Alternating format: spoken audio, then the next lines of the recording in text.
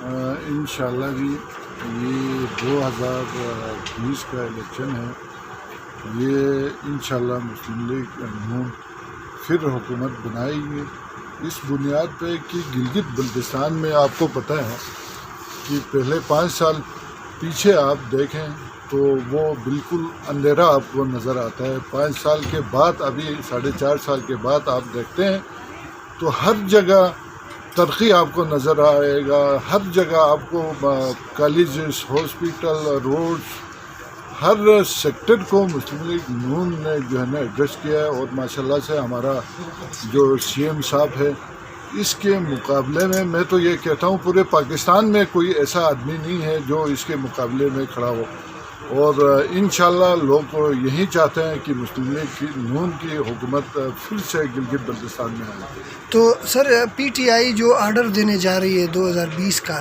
اس حوالے سے آپ کیا کہیں گے؟ دیکھو ابھی تو آرڈر جو ہے نا ابھی خفیہ ہے، ہمیں تو پتہ نہیں ہے انہوں نے کیا چینجز کیا۔ ہم تو یہی چاہیں گے جو پاکستان مسلم لیگ کی جو ورکنگ کمیٹی تھے انہوں نے جو ریکمنڈیشن کیا اس کو انڈورس ہونا چاہیے۔ اس نے اس صوبے کو پاورفل جو ہے نا وہ صوبہ بنایا ہے، باقی صوبوں کے لیول پہ لایا ہے۔ ابھی پتہ نہیں وہ کیا انہوں نے چینجنگ کیا ہے، اس کے بارے میں تبصرہ کرنا جو ہے نا قد وقت ہے۔ سر پی ٹی آئی کے لیے آنے والے انتخابات میں جو مشکلات ہیں، وہ بنیادی جو چیز ہے وہ آئینی صوبے کی ہے، تو کیا لگتا ہے آپ کو کہ پی ٹی آئی کوئی عبوری آئینی صوبہ تو وہ دے سکتی تھی؟ دیکھو نا پی ٹی آئی کا یہ 1.5 سال ان کا آپ کے سامنے ہے کہ وہ تو عوام کے لیے کچھ کرنے کی سوچ ہی نہیں ہے۔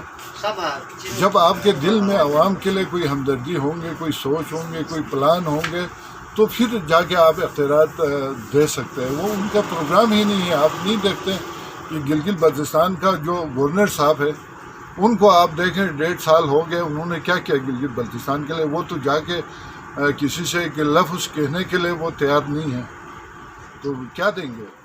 کچھ بھی نہیں۔